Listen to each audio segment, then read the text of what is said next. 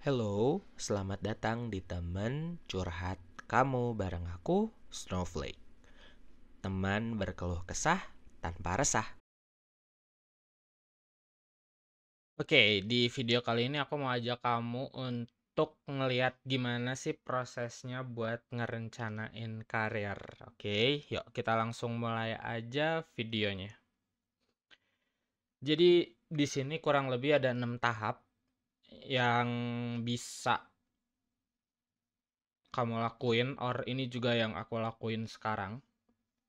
Jadi basically di sini overview-nya dan nanti bakal digali lebih banyak ya di alasan tahap 1 2 3 4 5 6-nya gitu. Oke. Jadi poin pertama, aku ngajak kamu untuk menentukan alasan kenapa kamu mau mulai membangun karir. Karena alasan ini yang nanti jadi kekuatan kamu gitu. Kekuatan untuk dorongan awal. Semakin kuat alasannya, semakin kuat dorongan awal kamu untuk memulai karir, untuk mulai membangun karir. Semakin lemah alasannya, semakin lemah juga kekuatan untuk dorongan awal kamu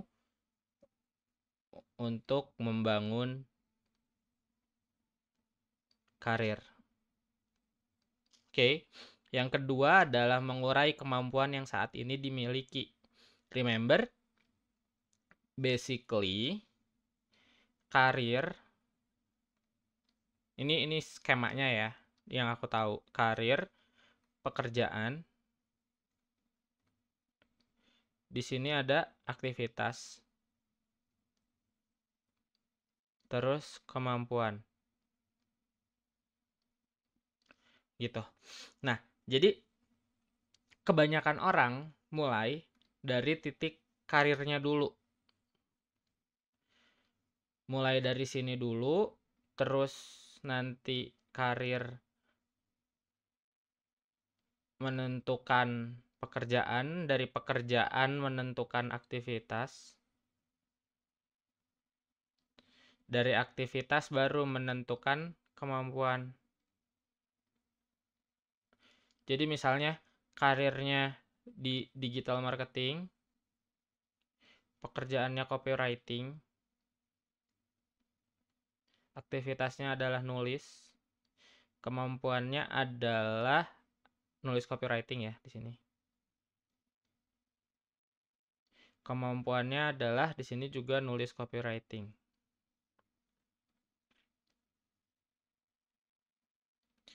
Nah, kebanyakan orang mulai dari sini dulu. Dari digital marketing dulu, misalnya si A.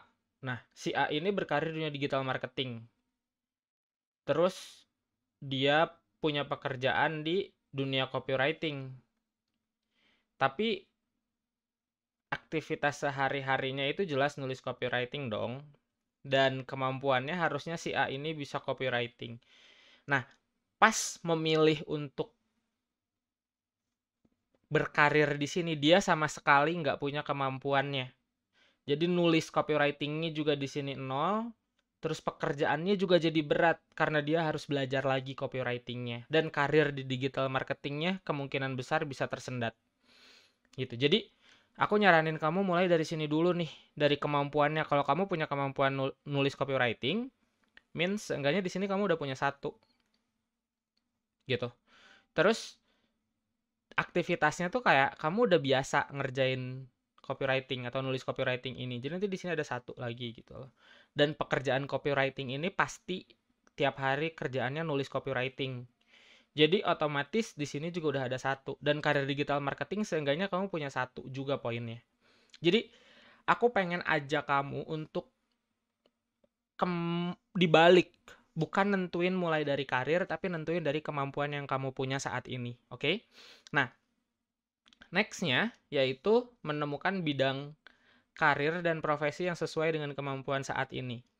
Jadi ketika kamu udah menemukan kemampuannya, ketika kamu udah menemukan kemampuannya, Nextnya adalah menentukan ininya dulu nih, bidang karir dan pekerjaannya gitu. Menemukan bidang karir dan profesi yang sesuai dengan kemampuan saat ini. Karena yang namanya aktivitas nanti ini pasti ngikutin. Jadi dari kemampuan nanti ngerjain aktivitasnya, dan pekerjaan dan aktivitas ini satu paket ya guys ya, gitu. Jadi kalau kamu sebagai copywriter pasti kerjaannya nulis copywriting. Nah, temukan bidang karir dan profesi yang sesuai dengan kemampuan saat ini. Itu langkah ketiganya. Pastikan kamu tahu bidang karirnya apa dan pekerjaannya apa. Oke. Kemudian menentukan bidang karir dan profesi yang akan didalami. Nah, jadi setelah nanti tahu kemampuan, di sini ada pekerjaan plus aktivitas karena sepaket ya. Terus kamu juga di sini ada karir. Nah, ketika tiga hal ini udah align, maka itulah bidang karir atau profesi yang kamu dalami. Gitu. Ini semua align, maka itulah yang dipilih.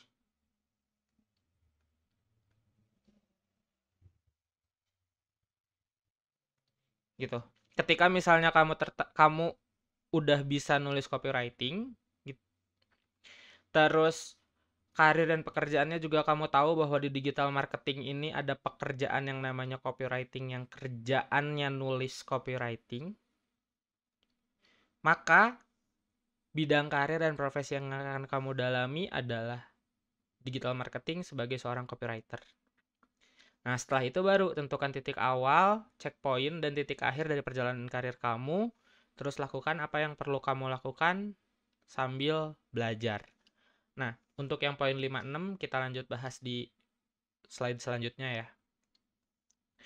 Nah, ini sambil narik kesimpulan. Jadi, basically, pertama kamu harus tahu dulu where you are. Gitu ya. Sama where you are, where you wanna go. Atau di sini mungkin bisa dibilang starting line-nya sama finish line-nya. Gitu.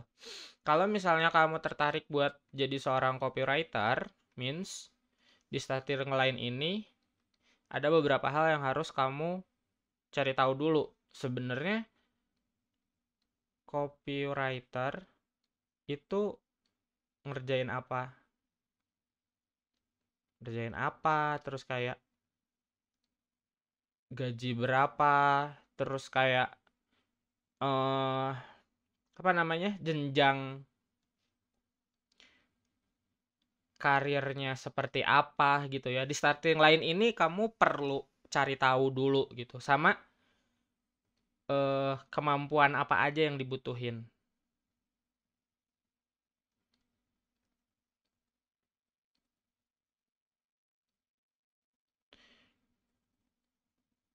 Nah, di sini ada yang namanya checkpoint. Si checkpoint ini memastikan kamu ada di jalur yang tepat.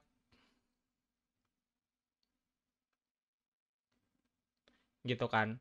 Nah, di jalur yang tepat ini apa? Misalnya, untuk seorang fresh grad, misalnya gajinya itu 3 juta. Tapi kalau udah punya pengalaman 5 tahun copywriter, ini bisa nyampe 7 juta misalnya.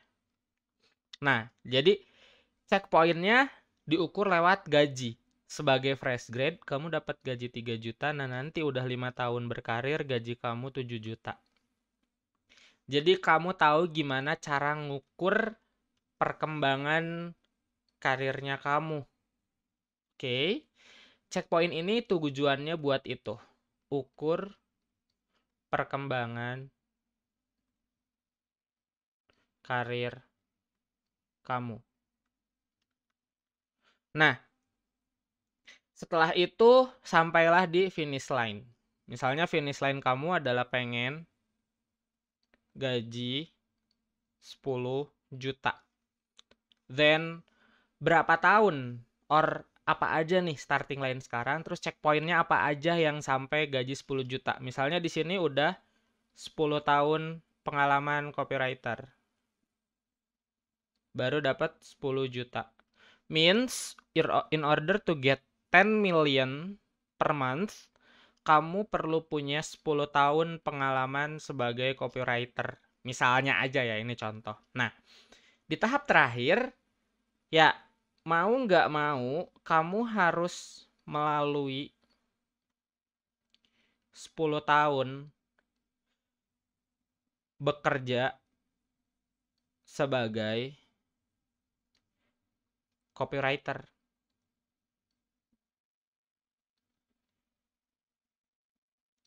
Gitu. Jadi di sini si 6 tahap ini bakal memastikan dari awal kamu mulai dari alasan, terus cari tahu kemampuan apa yang kamu punya, temukan dulu bidang dan profesi yang sesuai kemampuan saat ini, terus menentukan bidang karir dan profesi yang akan didalami ketika semuanya udah align, terus menentukan titik awalnya seperti apa, termasuk kemampuan kamu, keadaan kamu, dan segala macamnya, checkpointnya, dan titik akhir dari perjalanan karir kamu itu mau berapa lama, berapa panjang, dan tujuan akhirnya itu mau kemana.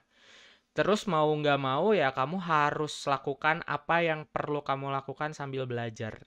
Jadi selama 10 tahun ini kamu belajar untuk bisa dapat gaji 10 juta per bulan sebagai seorang copywriter. Gitu kurang lebih gambaran besarnya untuk merencanakan karir.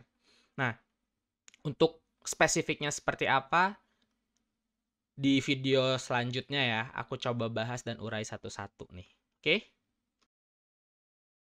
Thank you guys for watching.